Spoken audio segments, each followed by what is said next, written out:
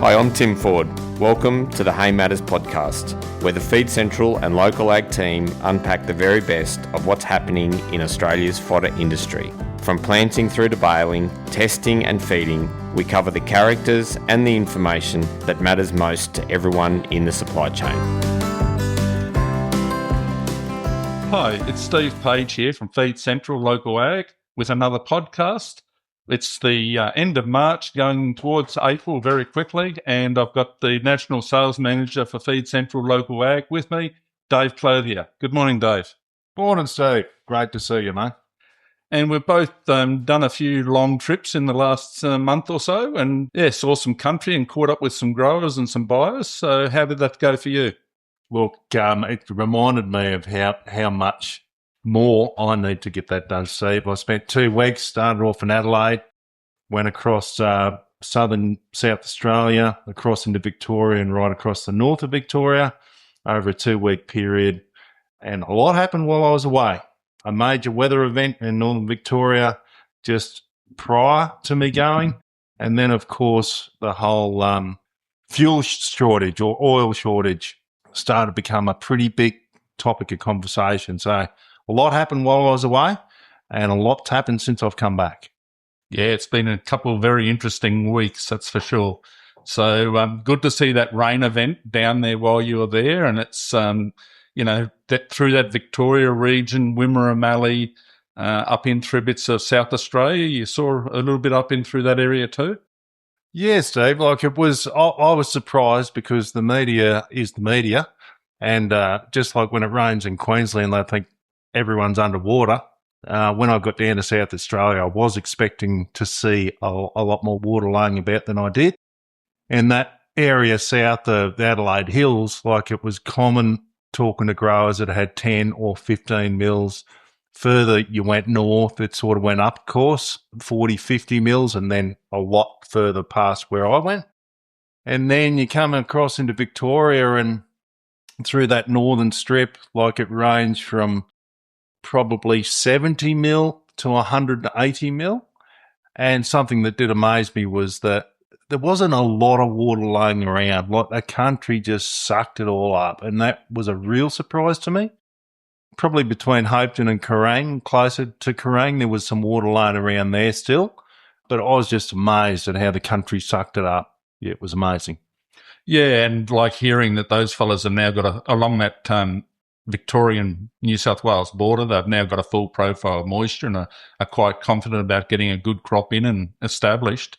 And I believe, there's been a bit of fertiliser go in and a little bit of oats go in for grazing at the moment, but then, they're probably another couple of weeks away from the actual planting for grain and hay production. But, it's, I believe not a lot of water flowed into those dams and that for the irrigators yet, so there could be still a bit of a tight sort of issue there for them for irrigation later on in the season. The other thing is, just talking to a couple of them down that way, the El Nino word's coming out on a little bit in there, so there is still some concern about the El Nino. So, you saw some hay through that season, a lot of straw. I believe there's been still warm days down there. They're getting a bit of grass production and a bit of that straw still moving around down there. Yeah, look, it was an interesting period to be down there, that is for sure, because the world was turned on its end 2 times while I was there. That rain event stopped the demand for hay moving south of where all that rain was across northern Victoria. That put some concerns for growers that have got sheds full of good hay and straw about where's it going to go. And that started conversations about what we need to do to get long-term forward contracts where the demand is. So while I was there, it was telling me that the growers are looking to secure volumes or to sell volumes of hay to make room in their sheds for new season and take away some of the risk by hay not moving south. But all in all, we've got to remember we've only just started autumn. We're still 2 months away from winter, the traditional selling period. So there's no need to panic, but there is a lot of hay in the system, albeit it's disappearing further south every day. There's very little hay sort of past central New South Wales and down. You've got to get down near that New South Wales border and below and across into South Australia where there's a lot of hay. The export job on the better lines of hay is still pretty strong, and that's an outlet for them. Growers with their own trucks say they need to get those wheels turning, and they're really interested in those long-term forward contracts coming north. So, yeah, that's all that side of it. And then of course, the other one with old Trumpy in Iran, that's thrown a few cats amongst the pigeons, so to speak. And it's a crystal ball. Yeah, you ask one question to 10 people, you get 10 different answers. Nobody knows, and I don't think anybody could be expected to know. But it's changed their way of thinking about what are their options for sowing. What can they put in? How much fertiliser have they got secured? What's their moisture profiles like? Lentils are still an option, obviously, but they're aware that protein hay is short, or is going to be short, and there's a premium for it. So there's just lots and lots of questions in growers' heads that I was speaking to, but I couldn't get over the hospitality of all of them. Like I had a good time, Steve. I had a better time with some than I did with others, but I had a good time. Oh, I'll have to give you a hay caller next time to go on the road. No, I took one. I did all that too, Steve. Yeah, well, Kimberley pulled off some figures for us this morning, and there's roughly about 130,000 tonne of cereal hay in the system. I think the majority of those better lines is possibly nearly gone, but there's some still good quality A-grade hay in the system, but cereal hay in the system. But as you say, majority of that is down along that, New South Wales Victorian border. So quite away from some of the markets up in those drier areas in New South Wales.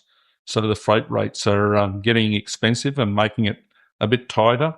What I noticed was when I was down there, a lot of the lucerne growers, the price of water was too high, and the actual hot, dry summer that they had down there, even the irrigators were finding that their productions were well and truly back on what they would normally get, having to throw more expensive water at it, and they were walking away from doing their final or fourth or fifth cuts of their lucerne. So I did hear that quite frequently in there. But there are still some good lines of lucerne, but they are down along that area. So we have still got roughly about 20,000 tonne of lucerne in the system advertised at present. Just listening to the growers I was talking about down there, Steve, I can reiterate everything you just said. I heard all the same messages.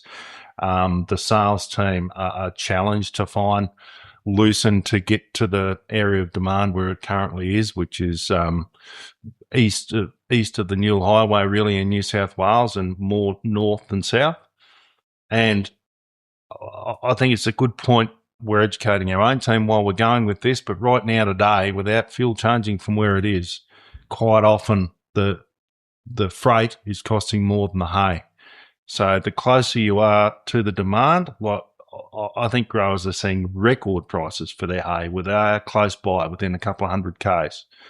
Unfortunately, where the places I travel to, freight is going to cost more than the hay. So I think growers, if they need cash flow, they should revise or at least look at their ex-farm prices today. Give us a call, whatever, but that's how we're seeing it right now. Yeah. With Feed Central's Local Ag, you can connect with farmers and suppliers across Australia, increasing your market and ensuring you get the best deals wherever you are. List your machinery, livestock, feed and more for free, and take advantage of Local Ag's safe and secure payment system, CheckVault, to ensure all of your transactions are protected. Feed Central's Local Ag is providing Australian farmers with trusted connections and transparent trading. So coming into the new season, there's going to be quite a lot of empty sheds. We feel that by the end of this season, after this winter, going into the new season. So production-wise, we've actually just put out a new booklet with the actual planting guide, so people can download that off the Feed Central Local Ag site.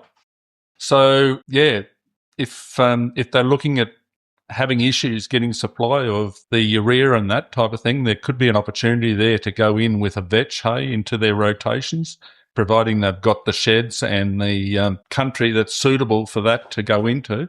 So, those protein hays with the lack of lucerne coming forward could be a really good opportunity for them in the new season. Yeah, I heard that, and I sort of put all the pieces together myself around that. Everything you spoke about, the challenge for lucerne production with the cost of water. I heard quite a few growers talking about some that have actually planted vetch the week after I left in northern Victoria, and others that aren't far away from making it. They're starting to see the opportunity for vetch. Absolutely. So, yeah, really, we look at that opportunities there again, and sheds are a vital part of what we do for our making quality hay and storing it and marketing it. The opportunity there also, they are sort of talking this El Nino system coming through where we could end up with a dry finish.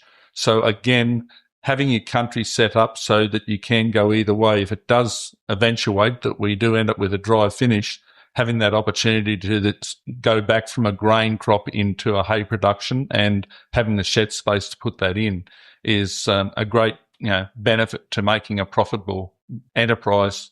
Yeah, look, something else I picked up or I just got reminded of is how professional some of these dedicated growers are across southern Australia, and they're super proud, and they have every right to be.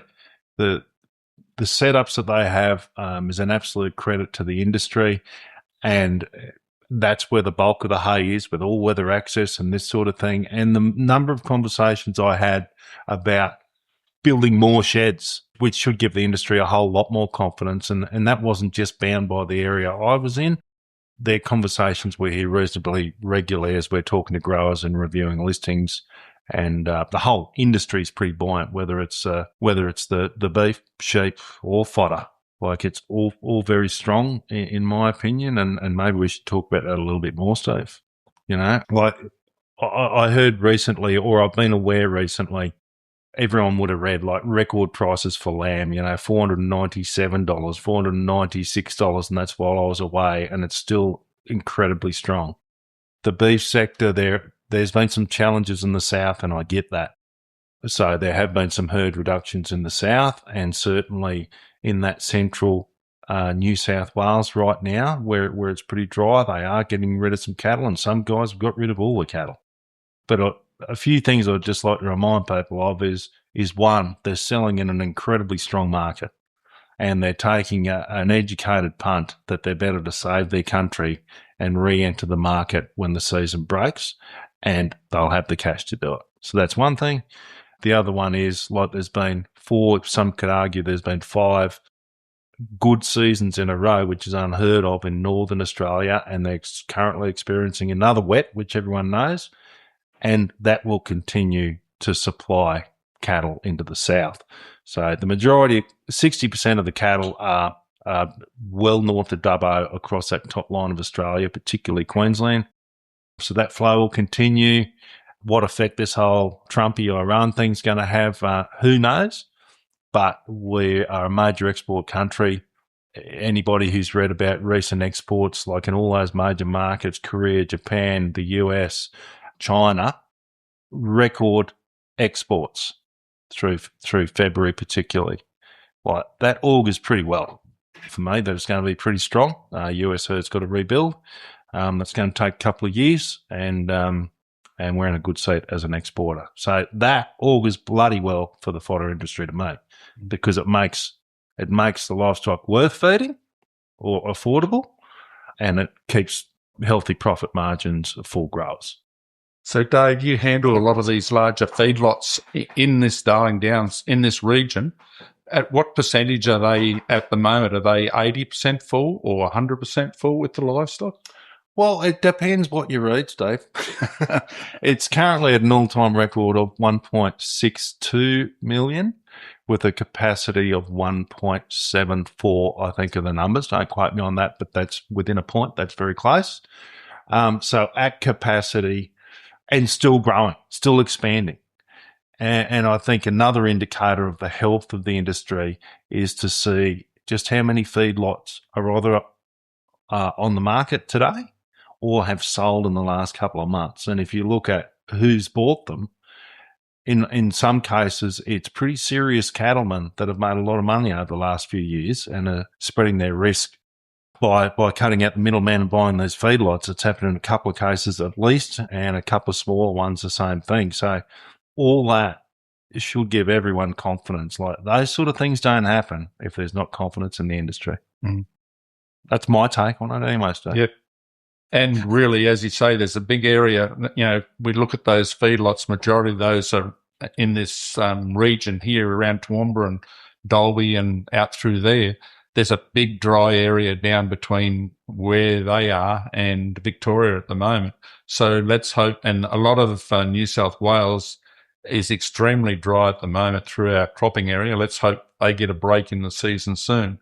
But just talking to, and looking through that area, when I went for my drive down through New South Wales, Victoria, it's a struggle down through there at the moment. Yeah. So that they're having, there's not a lot of confidence in an early plant anyway. They need to get a lot of water, and there's a lot of dry areas where they haven't got any livestock water either, just in dams on farms. So or irrigation water as well and truly back in through there. But we'll get the break. It'll come. We're only early yet. So, I think just on that note, Steve, like the other, I'll look at it from a common sense perspective. Like, there's 1.6 million cattle on feed. The majority are in our backyard up here. Typically, they're sourcing, over the last few years, they've sourced most of their fodder needs from central New South Wales and up. As we know, they have a crack at the local stuff when it starts at the start of the season, Steve, and fill their boots and then go into long-term forward contracts that stretch down to the central New South Wales. Well, the reality is that 1.6 million cattle that are requiring feed today, that supply is drifting further south to the areas I went into and creates opportunities for those growers down there. So, and they'll consume quite a lot of product. So I think that's positive too. For the feedlots, that they know the supply's there, and great for the southern market to know that there is a market further north to deliver it to. So, and that's just in that sector. Yeah. So, in summing up, any take-home messages you'd like to push forward? Keep your eyes open, and anything can change any day, especially the world we're living in right now, and the cause and effect that it has on your own operation. I think reach out, ask for some advice. Steve's an incredibly intelligent guy in this space. He knows more than most in the game from a national overview, from a marketing standpoint or sales standpoint. Give me a call or any of the sales team. I think it's an exciting time. Yeah, there's some noise about what's going on in the world today, but that's out of our control. What is in our control is we're a great exporting country. We've got what the rest of the world wants, and our livestock sector is very strong, and there's a lot of hay sitting in sheds. So I can't see too much negative in any of that, Steve. No. But as we say, we've got a long winter ahead yet. Most of those sheds will be empty. So my take-home message is, yes, make the most of every opportunity that comes along, and in the meantime, set yourself up to take those opportunities when they do come. Yeah, I did see a lot of hay moving when I was down south, and there was an assumption that lots of hay was trading, but I think the reality is that hay that was moving was under contract. There were very few new trades happening south of where that rain was. And the other thing, which I think is a little bit strange, from Christmas Day onwards, we've had pretty steady business, Steve, through what we would normally call a very quiet time. And we're still 2 months away from winter, which is our traditional selling period. So I think it's pretty good, Steve. Hey, if I had a bottle of rum, we'd share one. All right. Thank you for joining us, Dave, and good to see you back again. Thank you. Good on you, Steve. Tim Ford here again, and thanks to Steve for another great podcast. Don't forget you can follow the show in your podcast app or leave us a rating and review on Spotify or Apple Podcasts and share this episode with a friend. This podcast is hosted by Steve Page, presented by Feed Central and sponsored by Local Ag Marketplace. The producer is Cara Stewart. The audio editor is Alan Ronalds-Keane. The music is by Pianio.